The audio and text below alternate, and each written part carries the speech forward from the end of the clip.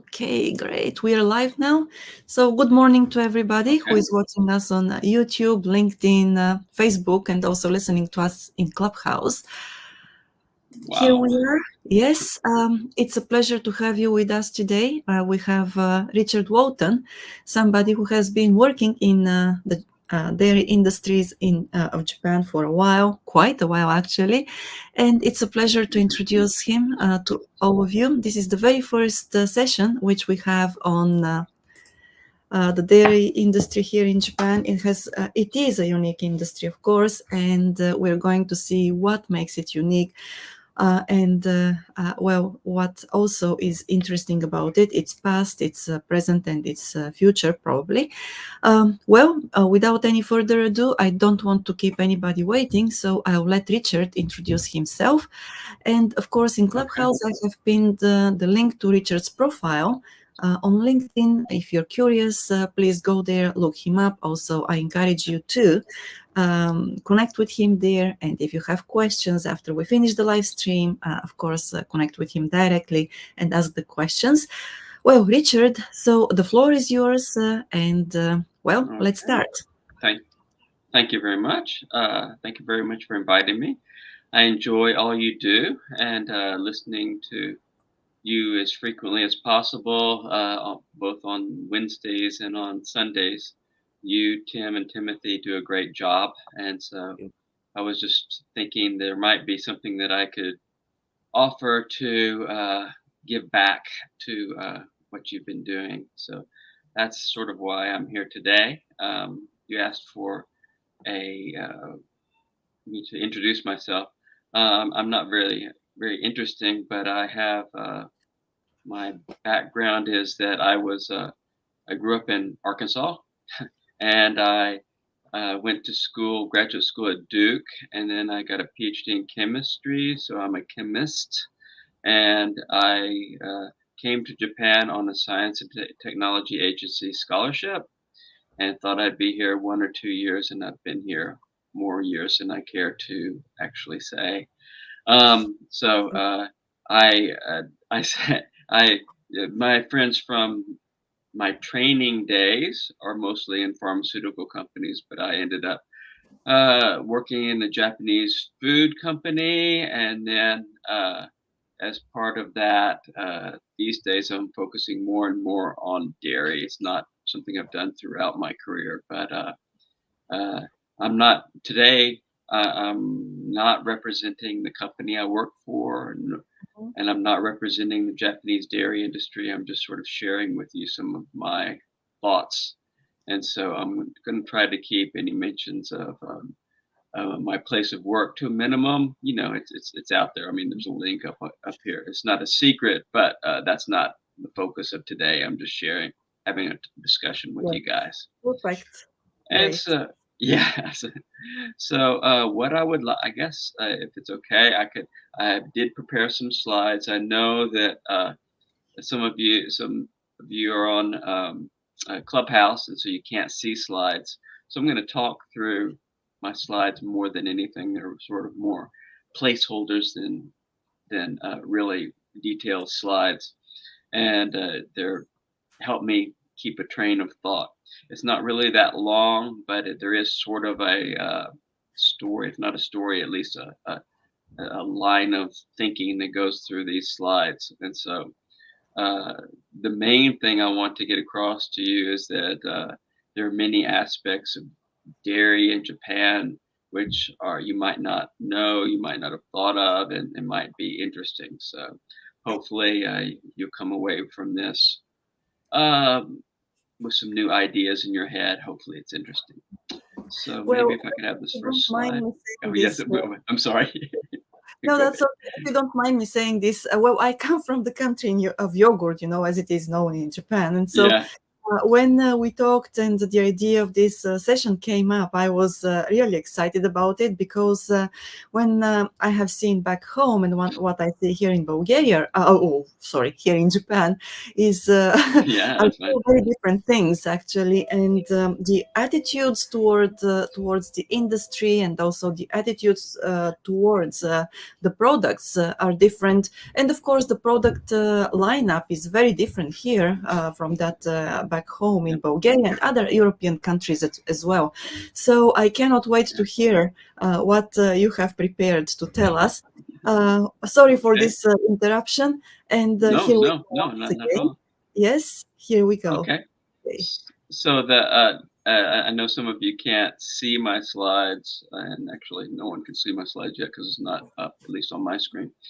But what I have is just uh, I'm going to sort of break it very quickly down into some points on the history, and then some points on the benefits or the role it plays in livelihoods and economy, and then move in finally into nutrition. And then once I'm finished with that, I will be happy to entertain any questions you have. Okay, are my slides up on the thing? It doesn't on my screen. It doesn't show the slide. There we go. Bingo. Okay, yeah, history, livelihoods, economies, and some aspects of nutrition which you might find interesting. So, I yeah, let me check here. Yeah. Okay. So I'm going to start off with history, and then which flows naturally into livelihoods and regional economies. So, uh, as you may have guessed, and you would have guessed right, Japan and actually East Asia doesn't have a long history of dairy. Um, and so for protein intake, obviously a long history of soy and fish and various beans. You have a history of those. So soy plays a big part in all of that, and so tofu, soy sauce, whatever. And so, but you don't have a long history of dairy. In fact, but it's not completely absent.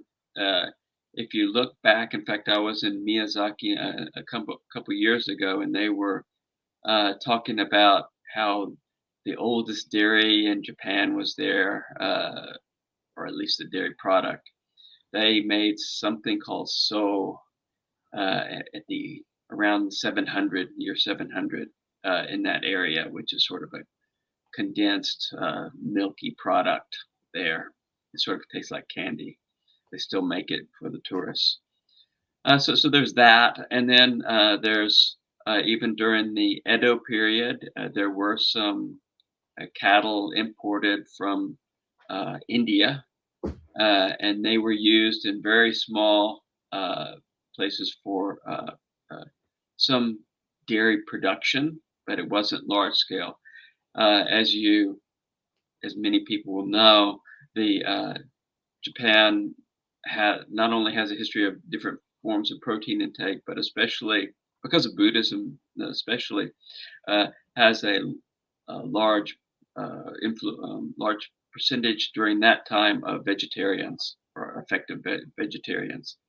So I remember a number of years ago going to the Tokyo Edo or Edo Tokyo, one of the two, museum and seeing a chart of the height of Japanese. And so during the Edo period, because there was large percentage of vegetarianism then the height of Japanese was quite a bit shorter than it is today. And um, so you have that, and then so when things really started to change were uh, with the opening, the Meiji Restoration. So you had the opening to the West, as you say, as many people say, and so many of the uh, Meiji leaders, Meiji Restoration leaders, uh, did promote taking on certain Western, habits and traditions. One of those is a more Western diet. So at that point, I think right around that Meiji Restoration period, I think you have the first dairy in Japan, which was largely for the foreign community in uh, Yokohama, and then you have some dairy starting in Hokkaido and other places, but it's still relatively quite limited. So that if you look at Japanese people's average intake of dairy is still, vanishingly small, very small. So that's a way. But many of the companies, big companies that you see today, you might have wondered why there seems to be a connection between confectionery and dairy. And one of the reasons for that is the first dairy was made and imported. Well, it was mostly imported. Was condensed milk, which many people will know is quite sweet, and so that was used in the manufacturing of different confectionery products. So you have that. So the company started off as either sugar companies or confectionery companies, and they did that, and then eventually they spread out into dairy. So it wasn't starting with dairy; it was ending up with dairy in that on that timeline. So so dairy did grow during the I guess the early 1900s, but it was still not very large in the diets of average Japanese. What really changed was the aftermath of World War II. Obviously, if anyone who's read about that knows that there was a really terrible situation for average citizens after the war. Uh, Many people were quite literally starving to death, and so uh, not only were they malnourished, but they, obviously didn't have enough calories to keep them alive. So that was a huge deal, and so um, the American administration that I guess MacArthur that came in with that a big part of that effort uh, to stabilize things on the ground was food aid, and a large part of that food aid was dairy in the form of either condensed milk or powdered milk. It wasn't fresh dairy yet, but I still have older colleagues who remember those post-war times and remember that, as a good aspect of American post-war Japan. So you have that, and now here's where I think it becomes quite interesting is that uh, at that point nutrition was a big issue, obviously, uh, uh, and but also uh, finding jobs for people. I mean, the economy was really hurting right at the beginning, and so what one of the programs they started was especially for uh, soldiers returning from overseas. They didn't have any work, and the government didn't have much money for their pensions or anything. So there was this is not entirely unique to Japan, but there was a program where returning soldiers were given a plot of land, a cow, a bull had to be somewhere in the mix, but very small. And then the farmers in these new areas work together to grow herds and grow dairy in those areas. So that became an important aspect both on the nutrition side uh, and on the economic side. So many areas which you might think, one that comes to mind because I went on a tour a number of years ago to the Nasu area, which is a tourist destination. Really, it's sort of very nice and probably not all that cheap these days. Uh, but it was nothing uh, at that time, and it didn't have any electricity, didn't have anything, was really cut off. And so many of the farmers in that area descend from this type of start, right? So that started right in the aftermath of the war, but that was just a start. It couldn't uh, really uh, grow to the amount that they wanted overnight. So imports. I'm returning to the imports, emergency imports from America. uh, and so that remained important. And so one, so you two really interesting things, at least for me, is that in 1947, I think, uh, Japan started a school meals program, and as part of that, milk or these milk imports from America was part of that because it was really important for basic nutrition, right? And it was so that was it's actually quite early. So Japan was forward thinking in this sense, but also uh, one thing I didn't know until not fairly recently was that there was obviously a lot of black market uh, issues in post-war Japan, and so uh, many of these imports or aid imports were quite often smuggled off and sold at higher prices.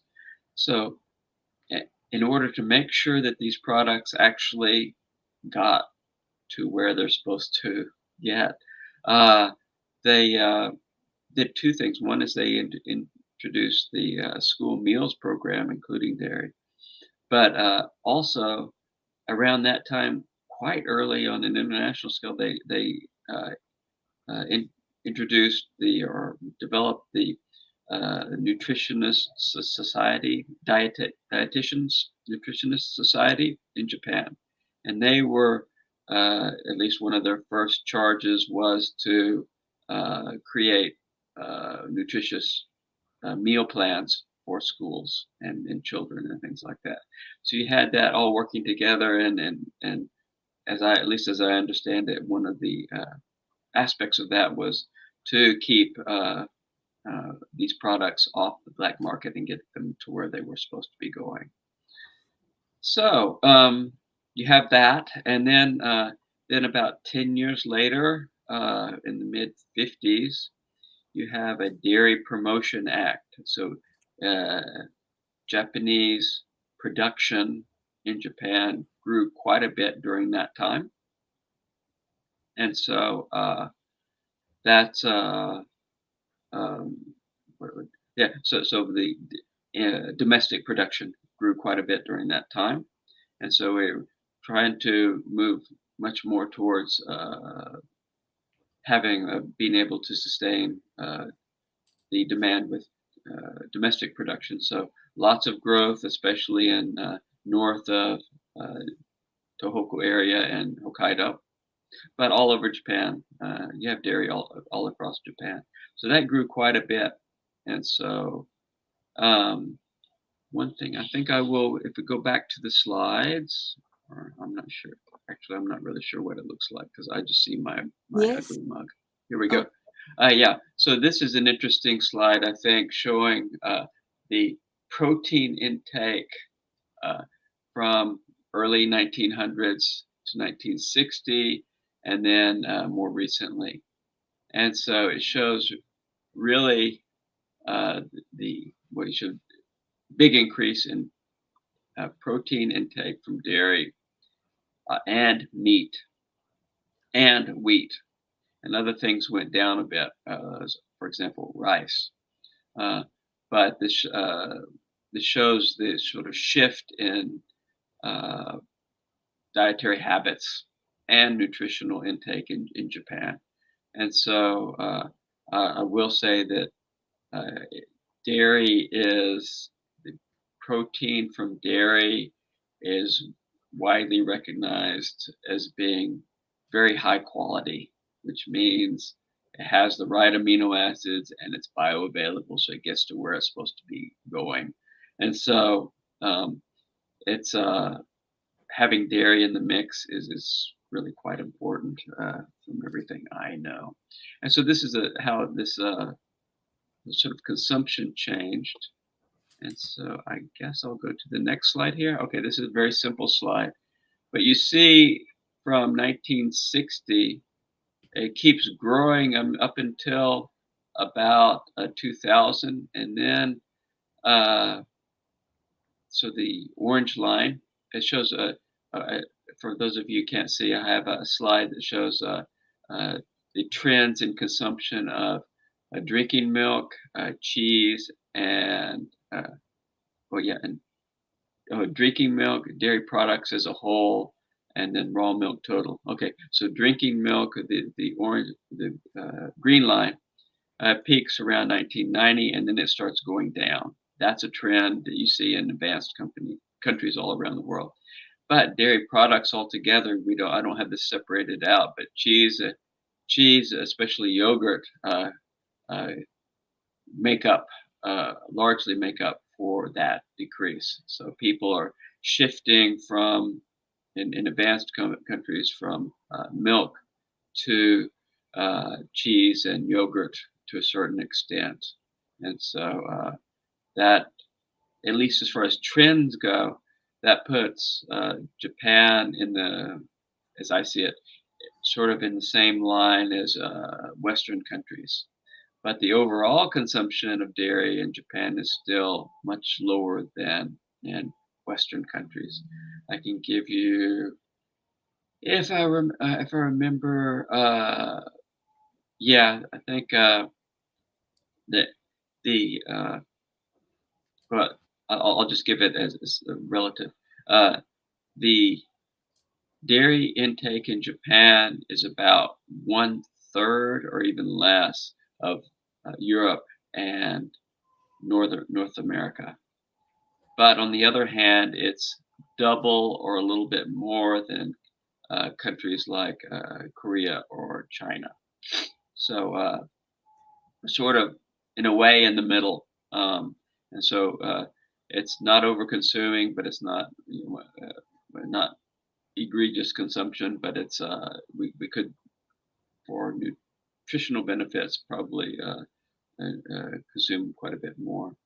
One interesting thing I think I'll say right here is that affects all of this is the not just the history but the culture, because in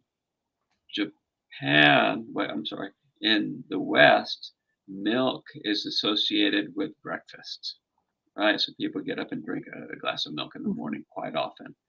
But in Japan, that's not the case, always the case. You have school milk, but you have but miso is more associated, miso soup is more associated with breakfast here. So you have a different patterns of consumption here. What's different here is the realization of the nutritional value of dairy, so that, well, by international standards, quite shockingly, actually, it's quite good, is that you have in elementary schools a 99% coverage of school milk in schools, and it's whole milk. It's not something that they are forced to do in the U.S. like skim milk with chocolate or something like that. It's a whole milk, which is better, I think. But so that's quite amazing coverage, and if you're a stickler for numbers, you might say, wait a minute, 99%, what does that mean?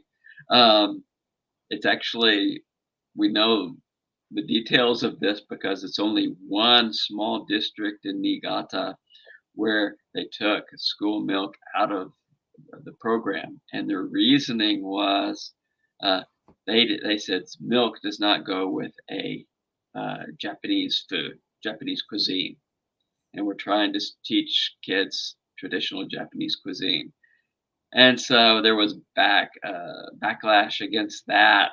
So as I understand it, the current situation there is that they agreed to reintroduce it, but not as part of the school meal, but instead as part of they offered it to the children if they asked for it outside the lunch period. So it's there.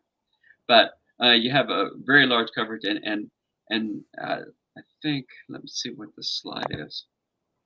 Next slide. Okay, so I'm going to sort of be transitioning here from I've talked a little bit about the Okay.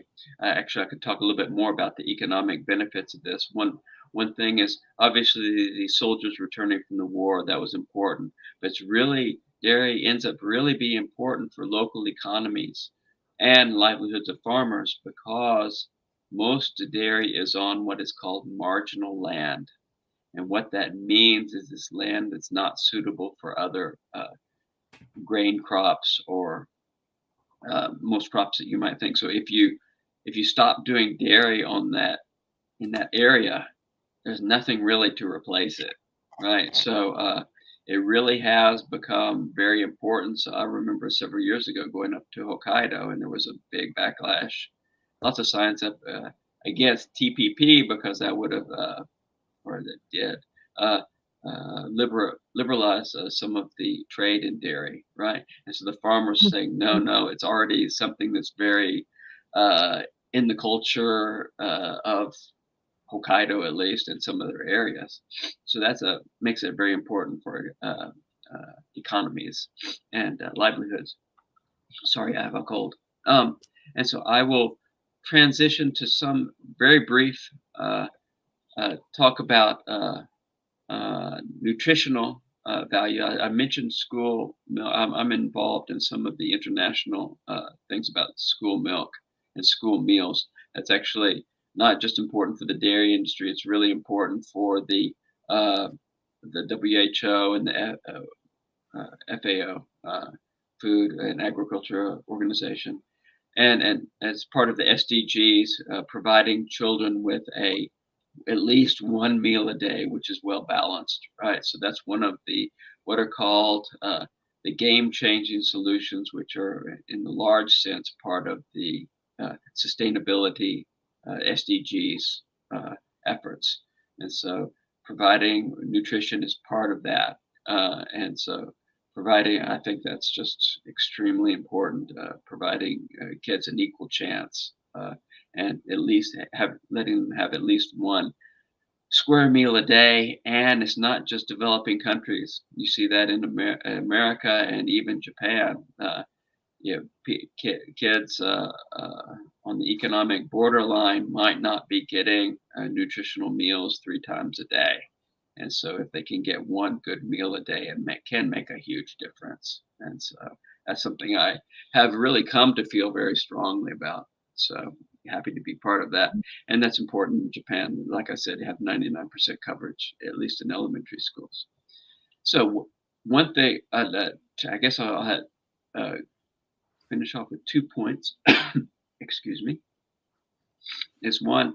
This is in Japanese, but it's uh, because the because what I said before, the intake of school milk is much more in the classroom in Japan rather than breakfast, and the overall consumption of dairy is lower. You have a very strange situation where people are quite often very surprised, but um, of the fluid milk uh, produced in Japan, 10% goes to school milk, which Oh, is absolutely mm, huge compared to other countries. And it has strange outcomes because think about the Obon, Golden Week, the summer break, whatever, um, or the New Year's break and stuff like that. All of a sudden, 10% of the demand for dairy uh, drops, right? And so right, that's very, very hard for the farmers, and that's important. But it's also you can easily measure the difference in nutritional intake for students because they don't go home and drink, uh, consume what they have been consuming at school, right? And so they don't get the milk, and they don't right. get the other many other things also. So that's a big issue. So this campaign actually, you can read on this Saturday, Sunday milk. Okay. And what that really means is Saturday, Sunday, and holidays, right? So when Hmm. you're away from school, continue to drink milk. And so that's the Japan Dairy Association has this campaign going, but also the government is very much uh, backing this because it's very important. So that's one interesting thing. And I think I'll move to what is probably my last slide at least. I might mention something beyond this, but I know you want to keep it around 30 minutes, so I'll try to be quick. Another very interesting thing that you might not have thought of, and this is an ongoing campaign by the Japan Dairy Association, is if you can read Japanese, there's some English to the side, new washoku. And so they've, I think, quite cleverly changed the new to mean new, and Milk. in English Mm. it's new. But in Japanese, it's milk, right? And so washoku, as many people will know, is Japanese cuisine. And so many Japanese cuisine is widely known as being a very healthy cuisine and very good to shoot for.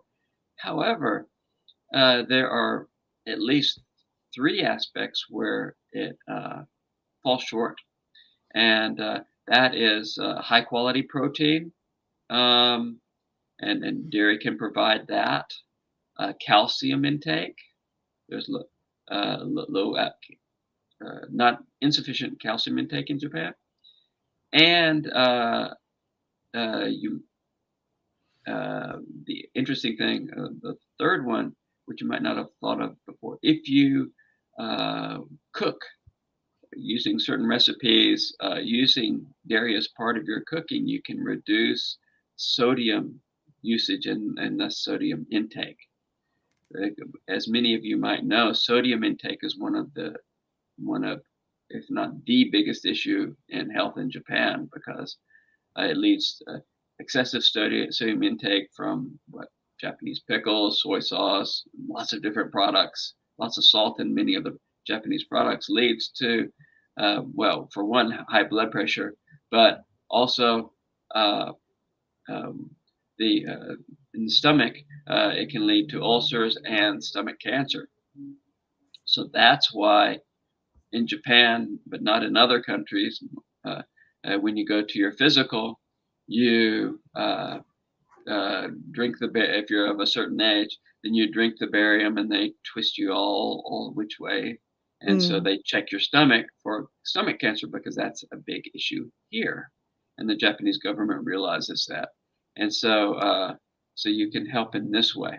And so this is my last slide, but I want to mention one more thing which might be interesting to you, and is nu- nutritional general nutritional needs in Japan. I'm a chemist. I'm not a nutritionist, but I do listen to people who are actually nutritionists and things. And so, um, the it's quite clear that the nutritional issues and needs in different countries, different areas of the world are quite different. So I'm not sure if there are any Europeans listening, then you might be familiar with something called Nutri-Score, which is a labeling system which is spreading across different countries in Europe with a little backlash. But what it is, it's like a traffic light system. So it will have certain overall. It has a formula that they update occasionally, but in general, they say, uh, uh, according to their algorithm, that you'll buy a package of something and it will have maybe green saying, yes, this is great, go for it, buy this, and other products which can be as low as red, which means, beware, only eat in limited amounts. And well, I think most people are very shocked at the way that's calculated, but I'm not going to go into that here. But the problems, what I'm trying to get at is the problems they're trying to solve are quite different. In Europe, Northern America, you have the fat intake is quite different. So Japanese eat a lot of fish, so you have a much better fat uh, profile. So in good fat versus bad fat, saturated versus non-saturated, things like that. And so it's of intake, which is much better in Japan. So in Japan, So the issues there are sugar and excessive fat intake are really the big bugbears, I think you say, and that's not the case in Japan. In Japan, uh, people in general, need more protein intake, and they need, surprisingly, more fat intake, which is, surprises a lot of people. But a lot of people could take more fat into their diets. And as I mentioned before, the issue here is salt intake. So you have quite a different system. So Japan does not have a nutrient profiling system like Nutri-Score, but it's something will be coming at some point. And so a lot of discussions now are around what would be a good uh, system to profile foods and make recommendations based on that. And the upshot of that is it has to be quite different from America, Europe, and stuff like that because the needs are quite different. And one more along the same lines is, especially in Japan, by age group, it's quite different.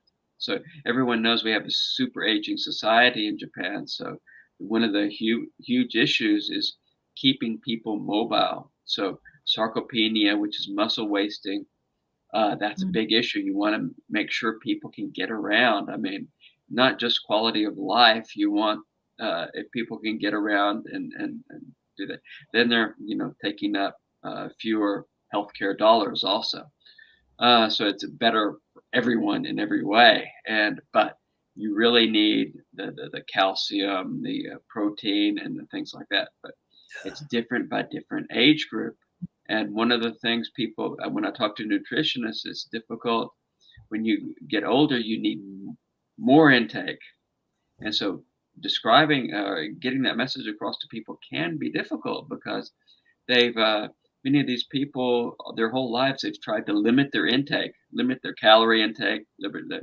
But as soon as they reach a certain age, the nutritional advice sort of changes. Say, no, actually, you need to start eating more in order to get enough to where it's supposed to be, which is interesting. And I guess the final note I'll say and here is one really interesting thing. Speaking about unique aspects of Japan is that talking about age groups and also differentiating by sex, is that young women in the especially in the 20, 30, in their 20s and 30s, that age group are malnourished, which Right. is sort of crazy. But they're starving themselves, right? And so it's not as clear as you might think, the reasoning for this. Obviously, fashion, people wanting to be as thin as possible and things like that, that plays a big role. But it's also once they leave the house, maybe they're not cooking for themselves and at the same time they're not eating trash food, so they're just eating nothing, I guess. But that's a big issue uh, because of these young women, their personal health, but also their childbearing age, and so that's Right. Yeah. an issue for future generations. So it really is an issue from the government level, also a concern there. So I guess that wraps up what I was wanting to sort of a lot of points rapid fire there, but I think hopefully there are at least a few points there that you didn't know before and found somewhat interesting. And I'm certainly glad to entertain any questions going forward with our remaining time. Yeah. Thank you, Richard. Yeah, thanks. I learned a Yes, lot.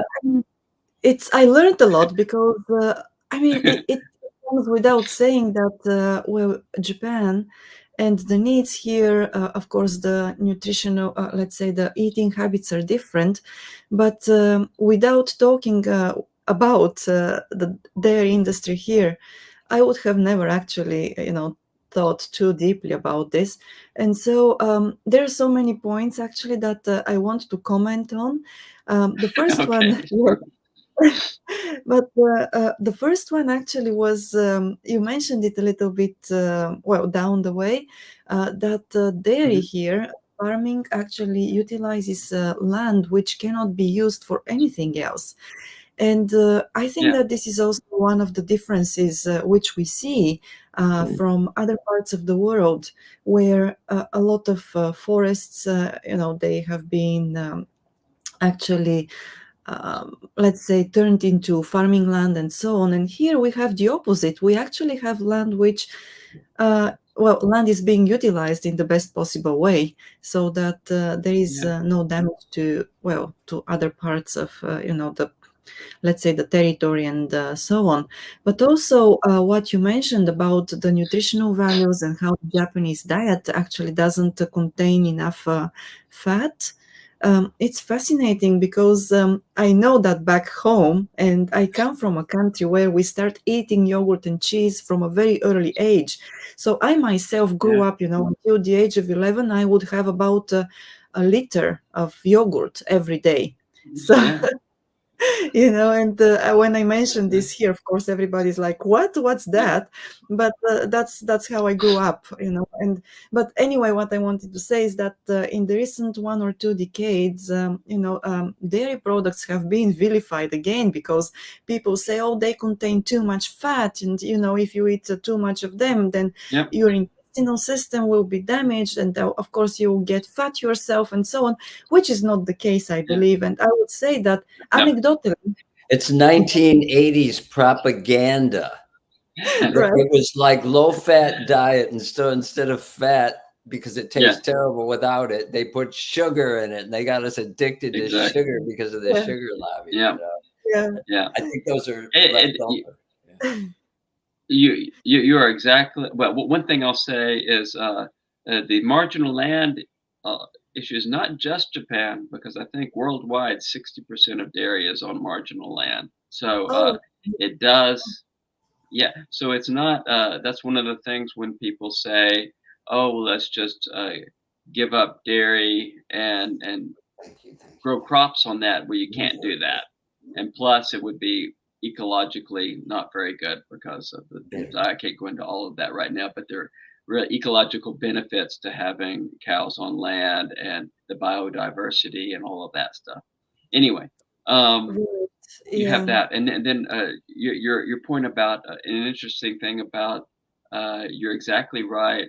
I think part of the decrease in uh, consumption in Japan and other places, advanced countries, is drinking milk. The decrease in consumption of drinking milk is people are concerned about the calories, right?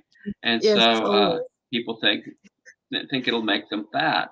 When in fact, if you look at all the studies, surprisingly, especially if you keep calories neutral, if you your intake over the day, if you, especially for some reason, women, if they consume dairy, there's a slight decrease in weight. So uh, I, I don't think that's been completely fleshed out, but there's certainly no clear evidence that dairy intake makes you fat.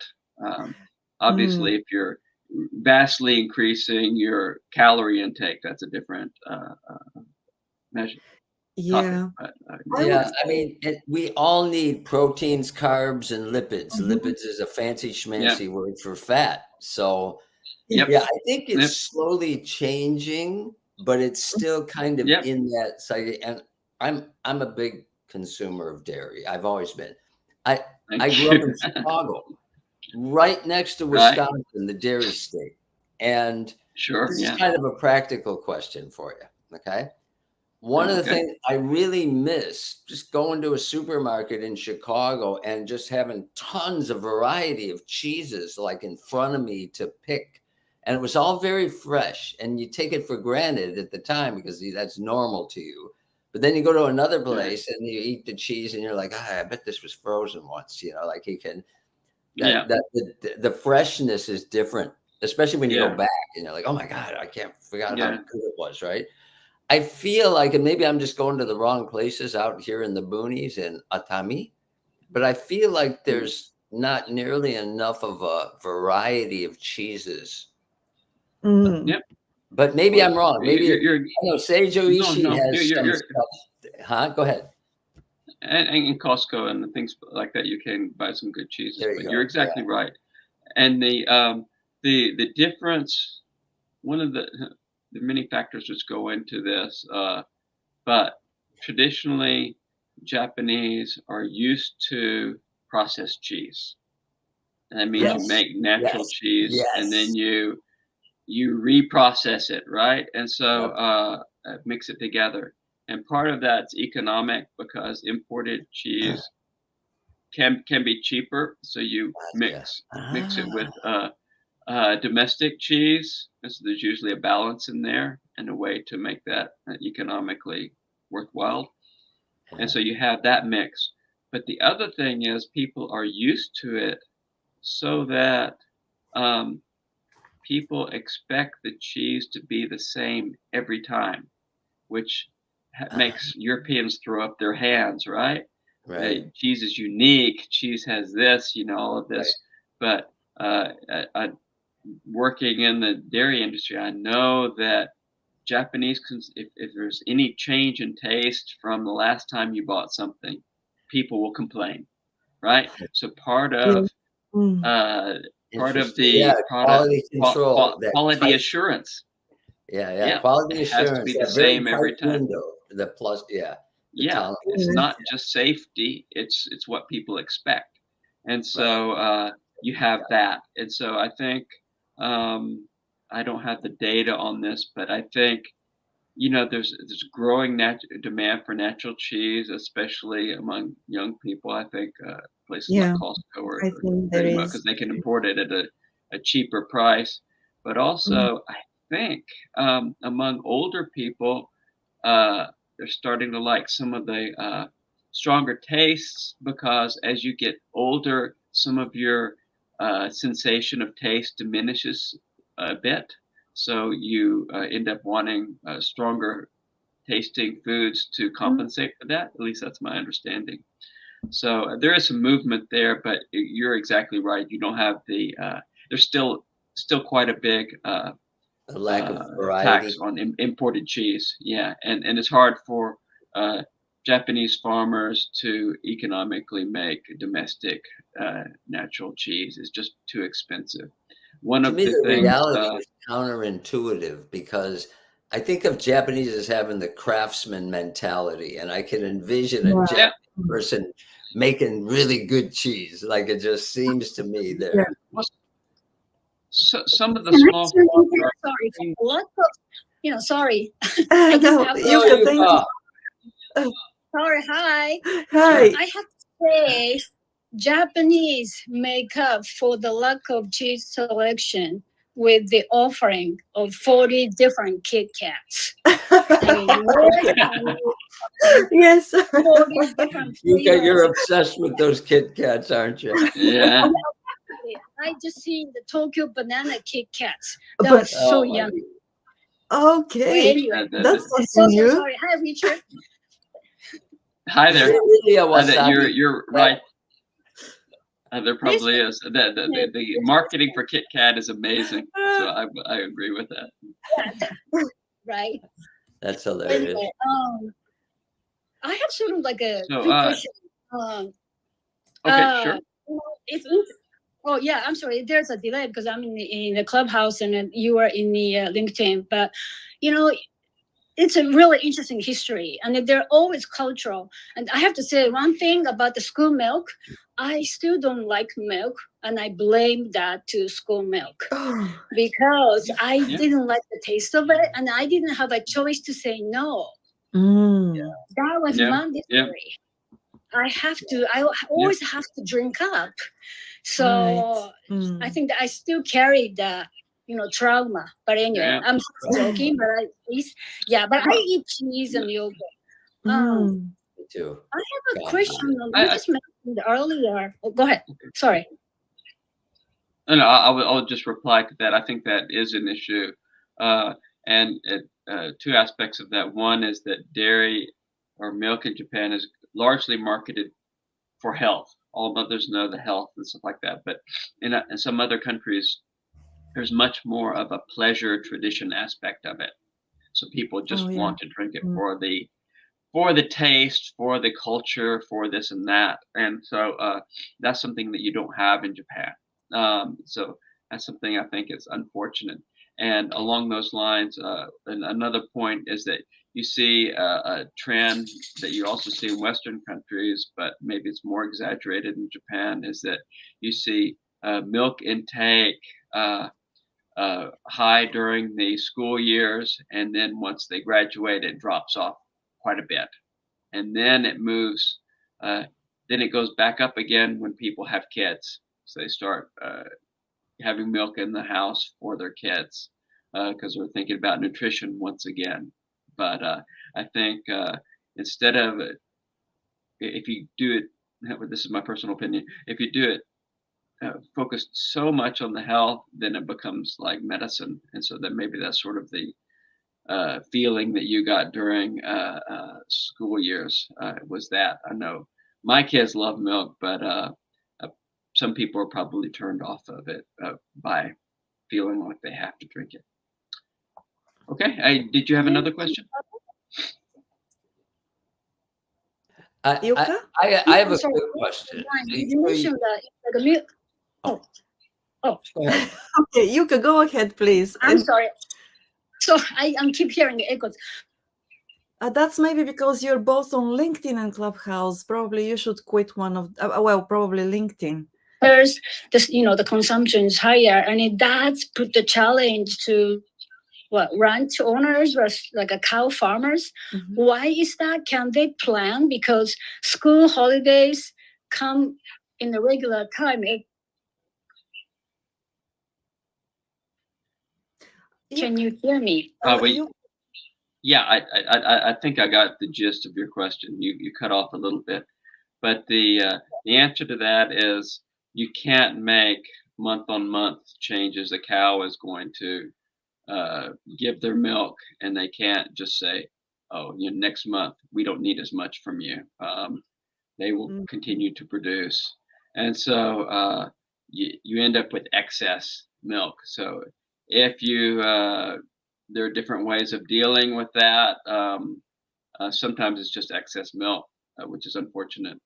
But other cases, if there might be ways of processing it for other uses or something like that. But most of the fresh dairy products are made from Japanese milk, so that's it would be best to level that up. Both for economic interests and for nutritional issues. So hope that answers your question. Tim, you had something? Yeah, thank you, Yuka. And I think that if it probably will not make you feel any better, but just in case, I wanted to mention that I really didn't appreciate the taste of milk when I was a child either. So yogurt was, the way to go for me. So, but yeah, thank you very much for the question. And Tim, sorry for cutting you. No, I was going to say, the only way my mother could get me to drink milk was if I squirted some Hershey syrup and chocolate syrup in it and turned it into hot cocoa, that. Yeah. But I'm not a big milk drinker either, but I get gobs of yogurt. I love cheese, and I do put cream in my coffee. That's my consumption. But yeah, I mean, I was following those trends on those charts you showed me because my cheese, is much greater than my actual, milk consumption. But it's just kind of an interesting little tidbit. You mentioned the powdered milk right after the war. So my father-in-law and my mother-in-law lived through that, right? And I didn't realize, kind of a light bulb went on because even 10 years ago, my father, when he was alive, his morning coffee, his preference was instant coffee with powdered creamer. And I wonder if there's a connection to that after the war where they probably thought it was great because they didn't have anything, You know, they had nothing. They weren't comparing it to actual cream. They were like, oh my goodness, finally, you know, we get this. We've been starving. And so maybe there's like an affection for that, because he, Oh, Could you know, be. could it be Yeah. an I? We couldn't well, understand it because we brew fresh coffee and we, you know, we use good yeah. ingredients, right? Mm. So I think there really is something to that. One interesting thing when you look around the world at different dairy markets, the the milk, how it's preferred in different countries depends on history. So in some Mm. countries you haven't had the cold chain to get it, to the customer fresh, and so they have used high temperature pasteurization so that it's when you go to many countries, the milk is off the shelf, not the cold shelf, but just the regular shelf because it's shelf stable for until you open it Mm. for months or a year or something because it's been really highly pasteurized at a high temperature, Mhm. and that changes the taste of it. It has a more, I think off flavors is not something I grew up with and not something I necessarily like, but people in those countries like it because that's what they're Right. used to. Yeah. So, Mm. yeah, if they like it, that's fine. But it's interesting because a lot of this does deal with what you're interested in. you Yeah. mentioned, I mean, what you're used to. Sorry, no, go I ahead. was going to say, you mentioned the Meiji Restoration, and I wish I could quote the source, but a Mm. long time ago, I was reading about, you know, the history of it. I was probably in college, and I kind of vaguely recall uh, learning that, as you kind of alluded to, the leaders of the time were looking at the West. They were like shocked still from the technology that they saw we Mhm. had, and also the size of Westerners compared to them. And there was actually this Right.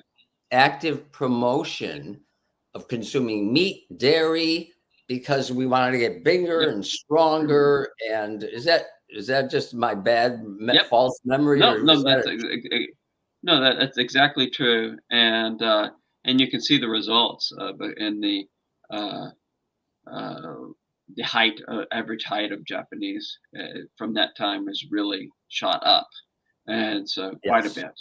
They were Mm. quite small at that time, and then they grew up. And that's nutrition. That's one of the measures of adequate or high quality nutritional status in different countries is the height. It's not the only one, but and if you're getting the what animal based products can give you, then it helps your overall nutritional intake. So you're right, Yeah. exactly right. Mm. Yeah. And I can say also my mother-in-law, she drinks half a liter of milk every day. And she's really, she doesn't, yeah, yes, 1 cup in the morning, 1 cup in the evening, obviously. And she doesn't seem to have lost much muscle uh, weight, Oh, and very gangly, yeah, thankfully. it's So good, yeah, good, this another yeah, anecdote, from my personal experience, yeah, but I can good, say that there is good, something there because nowadays she doesn't consume that much meat or that much fish, but still, she's really quite a good walker, and yeah, yeah, it helps, obviously. yeah. So I don't mean to get now that you mentioned that, I don't mean to get off topic, but obviously nutritional intake for older people is very important. They lose their appetite and stuff like that, and so uh, many of the products you see for older people now they have to be made uh, uh, visibly attractive so that people don't look like they're taking medicine, but they have to also be nutritionally dense. A lot of nutrition, and a lot of that nutrition does come from dairy. But you'll see more and more products sometimes sold in the pharmacies, but many companies have the series. But it's if you're not going to be eating as much as you used to eat, consume this more nutritionally dense product to keep your muscle tone, keep you your bone health and whatnot. So yeah, Yes. My mother-in-law goes to day service, and a big part of each, there's, it's a business. These are all private day service industries, right? And obviously they're competing. And so as part of when they want to bring in a new customer, of course, you're usually appealing to the kids who are, arranging for it. And it's on the menus there, the nutritional value. And not only that, when she comes home, we get a little, diary of how much they ate of each thing and what they didn't eat and how many times they went to the bathroom. I mean, it's amazing how closely they're monitoring their nutrition and their health. But as you said, I think that generation is very low in calcium.